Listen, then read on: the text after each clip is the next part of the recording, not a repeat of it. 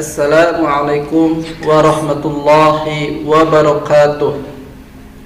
A'udzubillah, bismillah, alhamdulillah, assalatu wassalamu ala rasulillah wa ala alihi wa mawalah, la hawla wa la quwata illa billah. Gimana kabarnya anak-anak? Semoga dalam keadaan sehat walafiat. Di sini kita bertemu kembali dalam keadaan sehat walafiat, dalam keadaan virtual.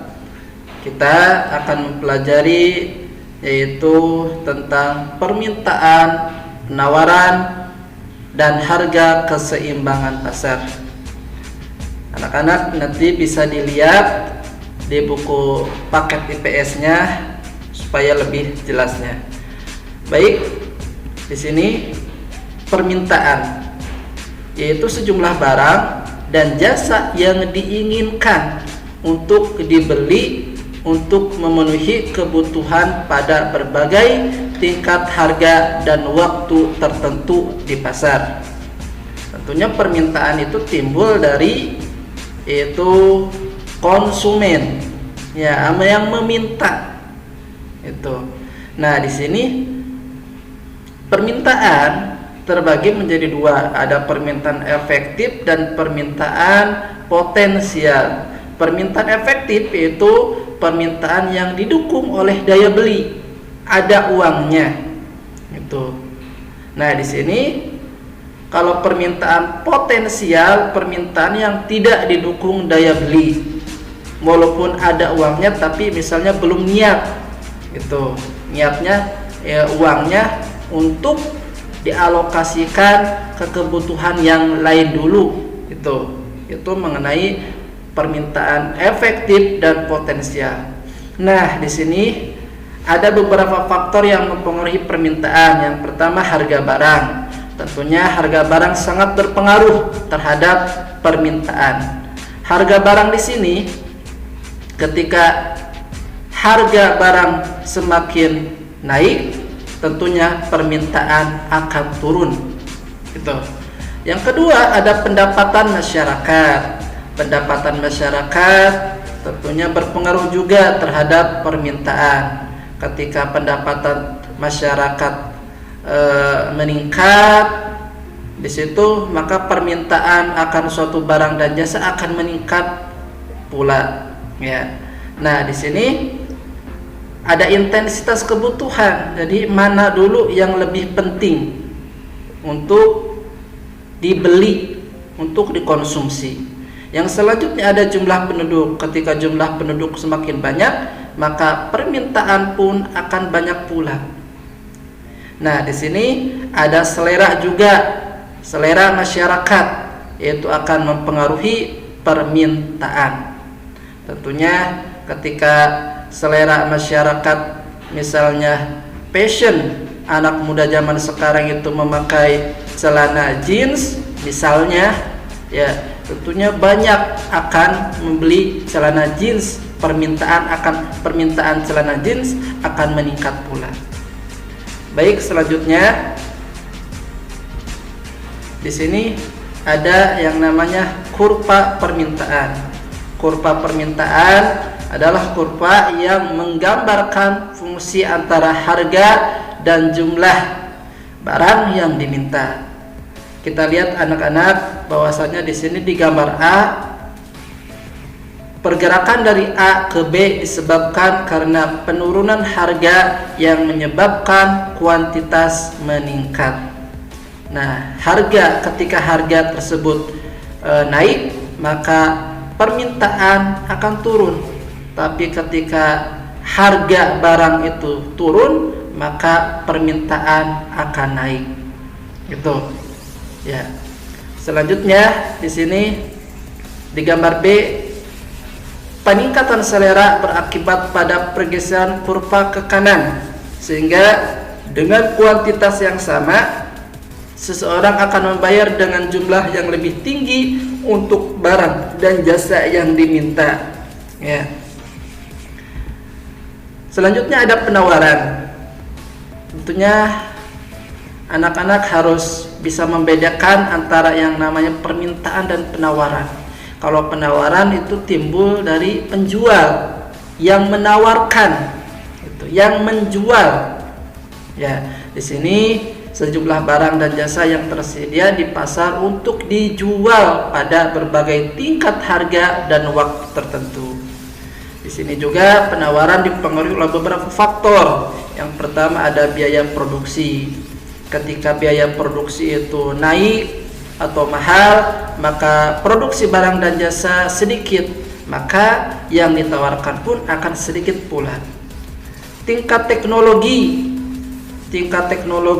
semakin tinggi teknologi tersebut memproduksi barang dan jasa, sehingga banyak variasi, banyak jenisnya barang dan jasa tersebut, sehingga penawaran yang ditawarkan kepada konsumen akan meningkat pula. Ada juga harga barang. Ketika harga barang naik, maka yang ditawarkan akan turun. Itu hukum penawaran. Ada lagi harga barang lain. Harga barang lain di sini yang dimaksud itu barang substitusi dan barang komplementer. Barang substitusi itu barang pengganti, komplementer itu barang yang ketika digunakan harus bersama-sama. Misalnya, ya, kita makan bisa dengan makanan pokok kita beras. Tetapi ketika harga beras naik, di situ bisa diganti dengan bahan pokok yang lain, misalnya gandum yang lebih murah. Ya, jadi itu yang mempengaruhi penawaran. Ada lagi di sini kurva penawaran. Kurva penawaran di sini menggambarkan fungsi antara harga dengan jumlah barang dan jasa yang ditawarkan. Adik-adik, anak-anak bisa lihat di sini di gambar 1, di gambar 2. Gambar 1 keterangannya, peningkatan harga menyebabkan penawaran meningkat dari A ke B. Sedangkan gambar 2, perkiraan peningkatan harga di masa mendatang mengurangi jumlah yang ditawarkan saat ini. Ya, adik-adik nanti harus bisa membedakan mana kurva permintaan dan mana kurva penawaran.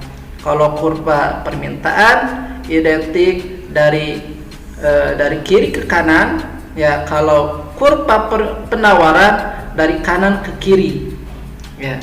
Oke, selanjutnya di sini ada harga keseimbangan. Harga keseimbangan di sini merupakan salah satu harga yang dibentuk pada titik pertemuan antara kurva permintaan dan penawaran. Berarti di sini kesepakatan antara pembeli dan penjual. Nah, di sini proses terbentuknya yaitu adanya interaksi dari pembeli, permintaan, dan penjual atau penawaran. Nah, di sini faktor-faktor yang mempengaruhi harga keseimbangan, yang pertama dari ada hukum permintaan, yang kedua hukum penawaran. Hukum permintaan tentunya yaitu suatu permintaan cenderung meningkat ketika harganya itu jatuh. Yang hukum penawaran cenderung meningkat ketika harga naik. Jadi kalau hukum permintaan, apabila jumlah harga naik, maka barang yang diminta akan turun. Tetapi kalau hukum penawaran, apabila jumlah harga naik, maka penawaran barang dan jasa akan naik pula. Gitu. Nah, di sini ada cara menghitung harga keseimbangan pasar. Yang pertama yaitu menggunakan tabel. Kita lihat di sini